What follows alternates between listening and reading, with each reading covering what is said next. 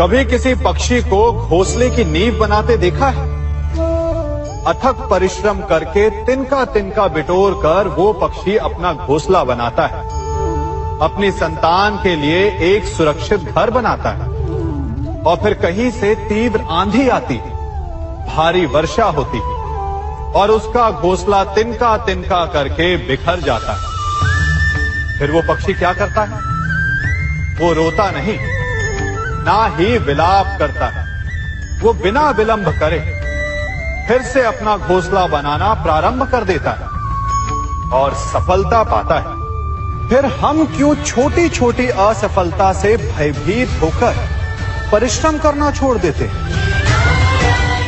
एक बात सदा स्मरण रखिएगा, हर वृक्ष कुल्हाड़ी की एक मार से नीचे नहीं गिरता, हर चट्टान घन के एक प्रहार से नहीं टूटती।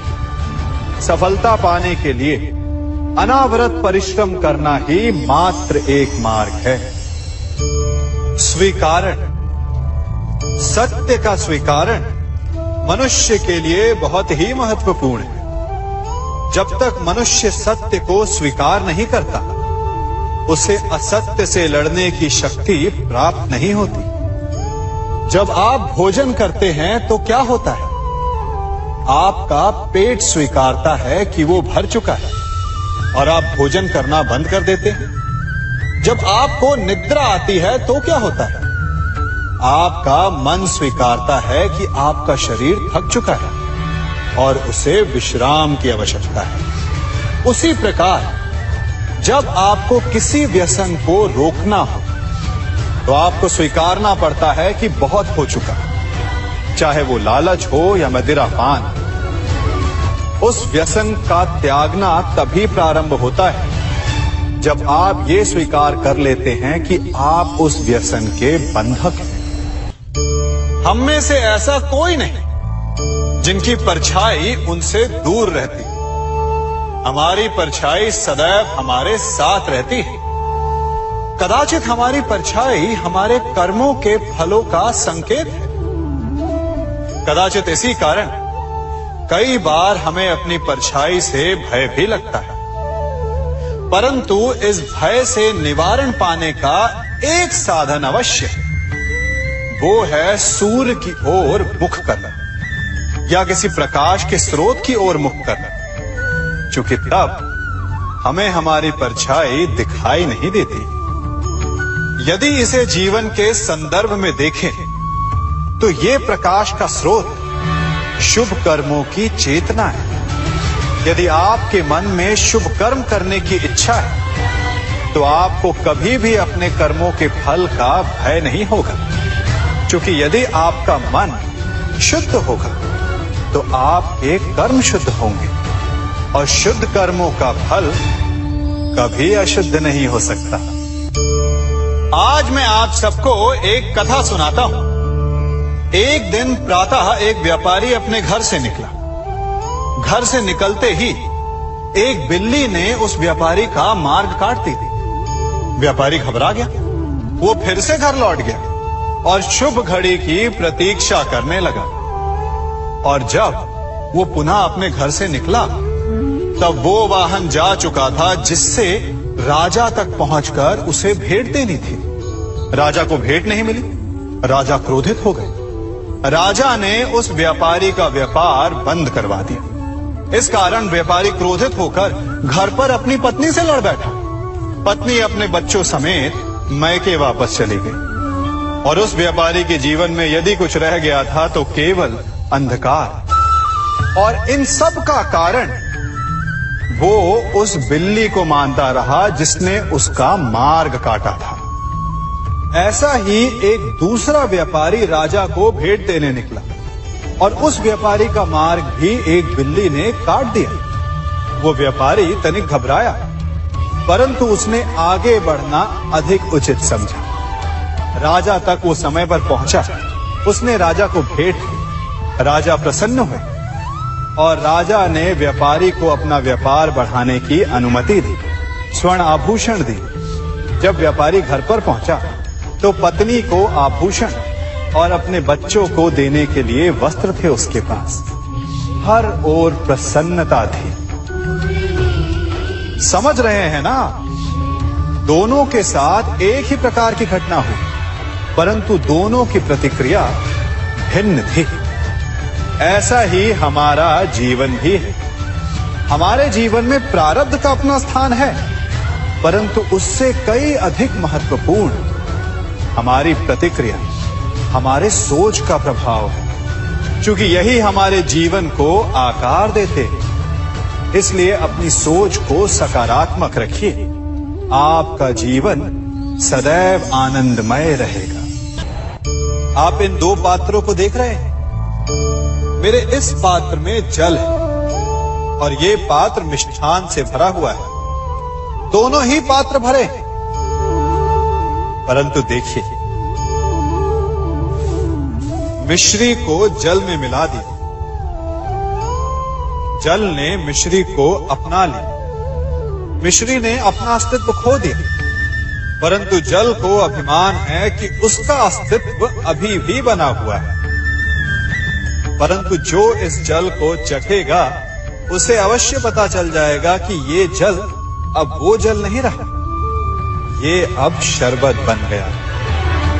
हमारा त्याग, हमारे बलिदान भी ऐसे ही होते हैं। जो इस बात को अनुभव करते हैं वो समझ सकते हैं कि कैसे हमने समय की धारा को बदल दिया। जो बलिदान देते हैं उनका अस्तित्व कभी नष्ट नहीं होता, अपितु उनका बलिदान संसार में कुछ ना कुछ परिवर्तन अवश्य लाता है। हम सभी कभी ना कभी, कहीं ना कहीं अपने जीवन में यात्रा अवश्य करते हैं। हमारी यात्रा में कभी पक्के रास्ते आते हैं तो कभी कच्चे रास्ते। पक्के रास्ते मनुष्य बनाता है और कच्चे रास्ते जानते हैं कैसे बनते हैं? चलते चलते बन जाते हैं। जब लोग एक स्थान से जाते हैं तो पैरों के दबाव से नीचे की घास कुचल जाती है। बार बार उस मार्ग से जाने से धीरे धीरे मार्ग स्वतः ही बन जाता है। और यही जीवन है, यही नियति है। जब आपके जीवन में आपको मार्ग ना मिले तो रुकिए नहीं, आगे बढ़ते रहिए और आपके पैरों के दबाव से मार्ग स्वतः ही बन जाएगा। हम सभी अपने जीवन में सफलता चाहते हैं, है ना? उसके लिए हम रात दिन परिश्रम करते हैं, कड़ी मेहनत करते हैं, परंतु फिर भी असफल हो जाते हैं। परंतु ऐसा क्यों होता है? कभी सोचा आप सबने? क्योंकि सफलता पाने का मंत्र बड़ा कठिन नहीं, बड़ा सरल है।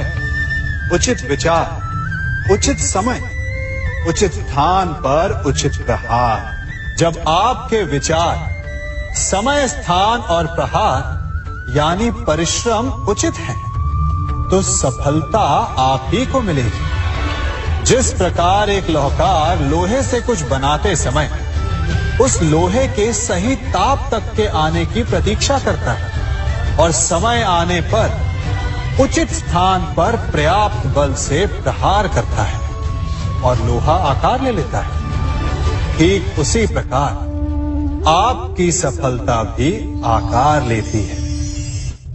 हम सभी को अपने जीवन में कभी ना कभी निराशा मिलती है, असफलता मिलती है और अधिकतर लोग इसके पश्चात भाग्य का रोना लेकर बैठ जाते हैं। कुछ कहते हैं कि जिस स्थान पर मैं हूं उससे कई ऊंचे स्थान पर होने के योग्य था, परंतु नहीं जा पाया। किसी को पीड़ा है कि उसे जो मिलना चाहिए था वो उसे नहीं मिला, भाग्य ही बुरा था।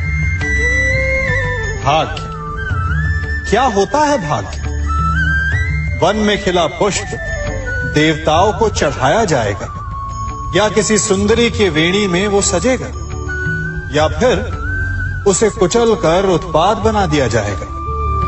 ये सब एक पुष्प के नियंत्रण में नहीं होता, परंतु जब तक उस पुष्प का अस्तित्व है सुगंध बिखेरना उसके वश में अवश्य है। परंतु भाग्य हमारे वश में नहीं, और जो हमारे वश में नहीं उसके लिए दुखी होने से क्या होगा।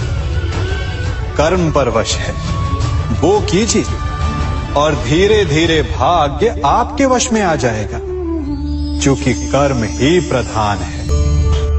कभी आप ब्रह्म मुहूर्त में जगे हैं? जगकर देखिए, संध्या होने के पश्चात जब रात्रि का अंधकार सारे संसार को धीरे धीरे अपने अंधकार में निगलने लगता है, तो यही अंधकार ब्रह्म मुहूर्त में भोर होने से ठीक पूर्व तनिक अधिक काला हो जाता है। कुछ समझे?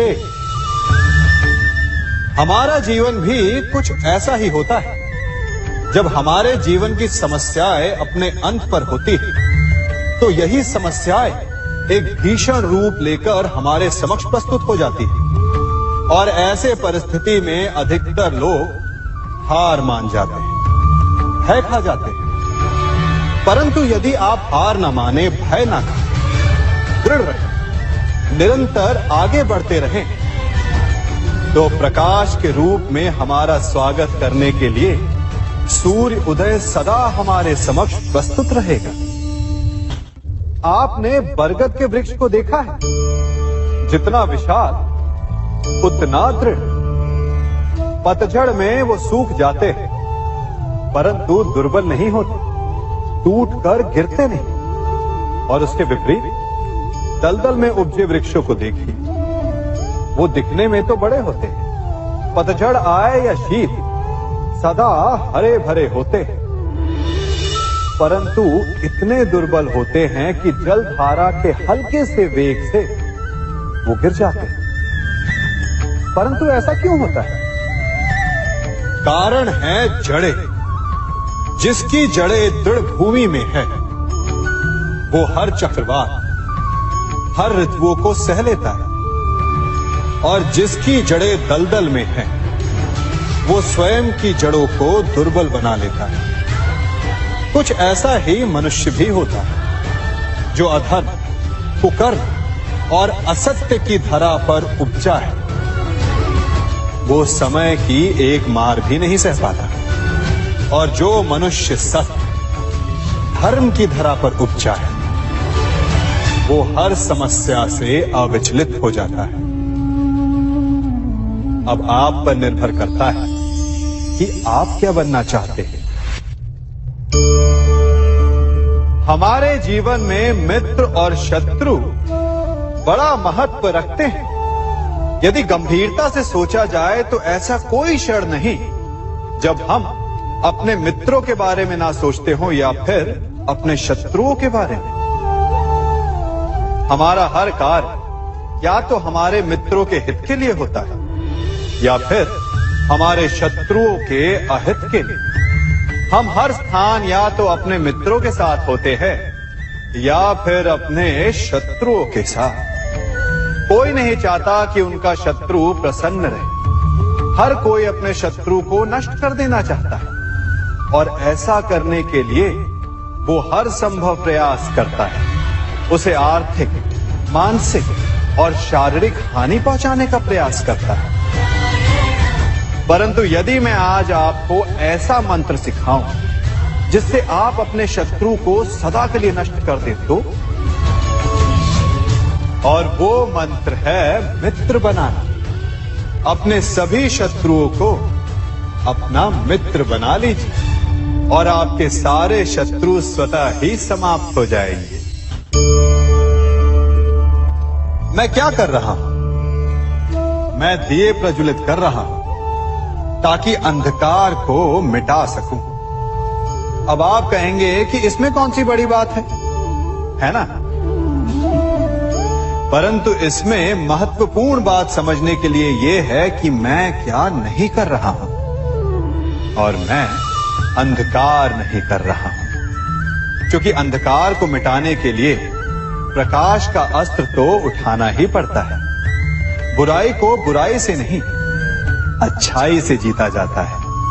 अन्याय को अन्याय से नहीं, न्याय से लड़ा जाता है।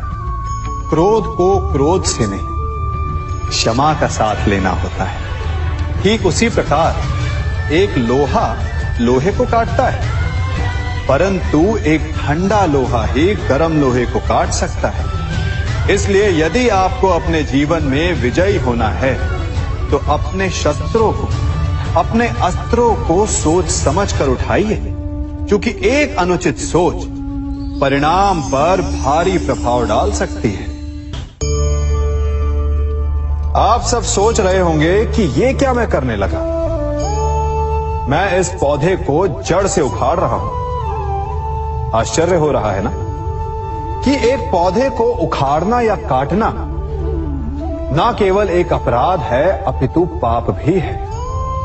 तो फिर मुझे ऐसा करने की क्या आवश्यकता पड़ गई? क्योंकि कई बार विनाश ही सृजन तक पहुंचाता है। यदि नया भवन बनाना हो तो पुराने भवन को गिराना पड़ता है। व्यवस्था को परिवर्तित करने के लिए क्रांति लानी पड़ती है। और उसी प्रकार यदि किसी वृक्ष या किसी पौधे की जड़ों में घुन लग जाए या उसका मूल सड़ जाए तो उसे जड़ से उखाड़ देना ही श्रेयस्कर होता है, ताकि उस स्थल पर नए पौधे उपज सके। युद्ध करना पर्याय नहीं, परंतु कभी कभी शांति के लिए युद्ध करना आवश्यक हो जाता है। संसार में सबसे श्रेष्ठ क्या है? फूल या कांटे, प्रेम या घृणा, संपन्नता या दरिद्रता, मित्र या शत्रु? बताइए। अब आप भी कहेंगे कि भला ये कोई पूछने की बात हुई? अवश्य फूल, प्रेम, संपन्नता और मित्र ही श्रेष्ठ है। परंतु क्या आपने अपने जीवन में कभी सोचा है कि हर एक भाव, हर एक वस्तु, हर एक घटना का एक गुण धर्म होता है? त्वचा पर जलन करने वाले फूलों से अधिक श्रेष्ठ वो कांटे हैं जिनसे आप अपने घर की बाढ़ बनाते हैं ताकि वन्य पशु आपके भीतर ना आ सके। वो प्रेम श्रेष्ठ नहीं जो आपको अंधा, लोभी, पक्षपाती बनाता। वो घृणा श्रेष्ठ है जो आपको नया मार्ग दिखा दे। वो संपन्नता श्रेष्ठ नहीं जो आपको कृपण बना दे, मद्दांध बना दे। वो दरिद्रता श्रेष्ठ है जो आपको जीवन में परिश्रम करने की शिक्षा दे। कुविचार देने वाले, बुरा मार्ग दिखाने वाले मित्रों से अधिक श्रेष्ठ वो शत्रु होते हैं जो हमें जीवन का लक्ष्य दे दे। इसलिए अपने जीवन में हर वस्तु, हर भाव, हर घटना के गुण धर्म को पहचानिए और उसके पश्चात अपना चयन कीजिए। स्वर्ण। हम सभी को अपने जीवन में स्वर्ण से कभी ना कभी कुछ ना कुछ थोड़ा या अधिक मोह होता ही है ना? परंतु क्या आपने कभी सोचा कि स्वर्ण को प्राप्त कैसे किया जाता है? जब भूमिगत खदानों से स्वर्ण को निकाला जाता है तब वो एक पाषाण की भांति होता है। ऐसा पाषाण जिससे आप किसी को भी मार सकते हैं, परंतु उसे आभूषण के रूप में स्वयं के शरीर पर धारण नहीं कर सकते। यदि उसे आभूषण बनाना है तो उसे लंबी यात्राएं करनी होती है। उस पाषाण को पिघलना होता है। सुनार के हथौड़ी की अनेकों चोटें खानी पड़ती है। फिर काट छाट और उसके पश्चात जाकर वो ऐसा आभूषण बनता है जो हमें वर्षों तक, सदियों तक लुभाता रहता है। इसलिए यदि आपको समय पर विजय पानी है तो स्वयं के निर्माण पर समय देना होगा। हम सभी सुनते आए कि जो वीर होता है, साहसी होता है, शौर्यवान होता है, उसके समक्ष सारा संसार झुकता है। वीर भोग्य वसुंधर। परंतु वीरता है क्या? शौर्य क्या है? साहस क्या है? साहस युद्ध नहीं, वीरता विजय नहीं, शौर्य कभी ना गिरना नहीं। साहस किसी चुनौती के समक्ष खड़े होने का भाव है। तो वीरता उस चुनौती को उत्तर देने के लिए पूर्ण परिश्रम लगा देना है। और शौर्य का अर्थ है गिरकर फिर से उठने का साहस रखना, बार बार प्रहार करके वीरता दिखाना, निरंतर प्रयास करते रहना, निरंतर परिश्रम करते रहना। इसलिए विजयी होने से अधिक महत्वपूर्ण है शौर्यवान होना, क्योंकि जो शौर्यवान है उसे विजय मिलना निश्चित है। सम्मान। मनुष्य के जीवन में सम्मान का बहुत अधिक महत्व है। वो उसे अपने हृदय, अपने मन से जोड़कर रखता है। कदाचित इसीलिए हम शत्रु के सम्मान पर चोट पहुंचाते हैं ताकि उसे पीड़ा पहुंचाई जा सके। परंतु ऐसा करने से सावधान रहे मित्रों। शरीर पर लगी चोट मनुष्य भुला सकता है, परंतु उसके सम्मान को लगी चोट उसे जीवन भर पीड़ा देती है।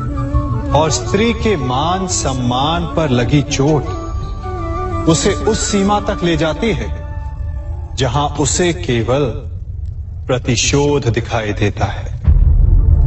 यदि अपने शत्रुओं को जीतना है तो प्रेम से जीतिए, अपने कर्मों से जीतिए। उन्हें अनुभव करवाइए कि उनसे भूल हुई है। किसी के सम्मान को ऐसी चोट ना पहुंचाइए कि वो आपका नाश करने पर उतर आए। स्मरण रखिए, किसी का अपमान करके आपके हृदय को कदाचित थोड़ा संतोष आ जाए, परंतु उस अपमान से आप कई हृदयों को आघात पहुंचाते हैं और अपने लिए एक शत्रु और बढ़ा लेते हैं।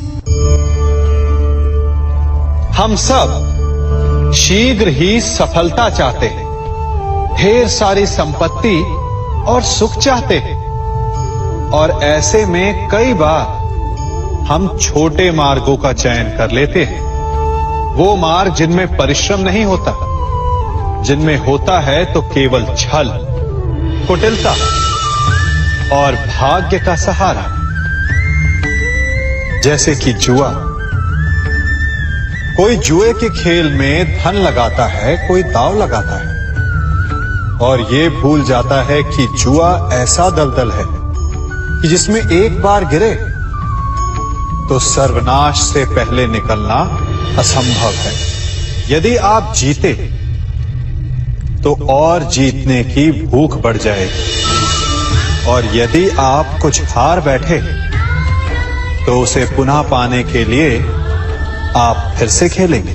मनुष्य को ये आभास ही नहीं होता कि अपनी संपत्ति के साथ साथ वो अपनी मानवता, अपने संस्कार, अपना धर्म और अपना उत्तरदायित्व तक सभी जुए की भेंट चढ़ा देता है। इसलिए कुछ पाना है तो परिश्रम से पाओ। यदि कुछ जुए में जीता तो वो उतना शीघ्र ही खो दोगे, चूंकि उसे परिश्रम से पाया नहीं गया है, और उसकी रक्षा करने के लिए आपके मन में स्वाभाविक प्रयास भी नहीं होंगे।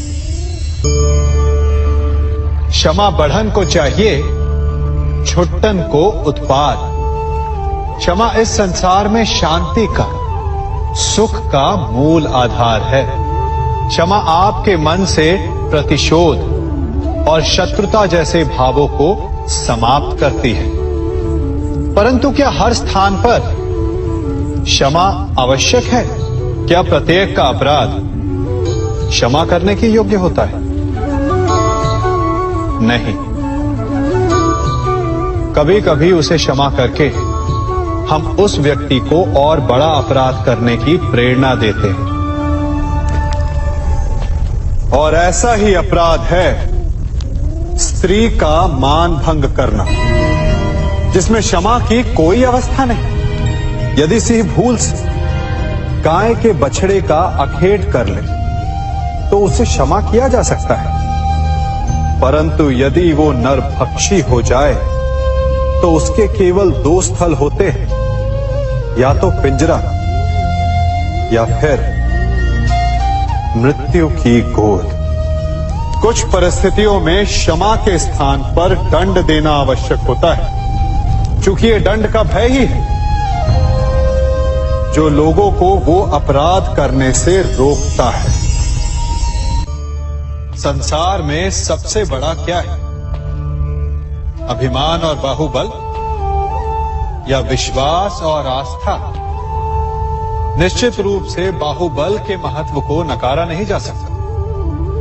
मनुष्य अपने बाहुबल से पर्वत को मैदान बना सकता है, सागर सुखा सकता है, मरुस्थल में नदियां बहा सकता है, परंतु बाहुबल को सहारा होता है विश्वास का।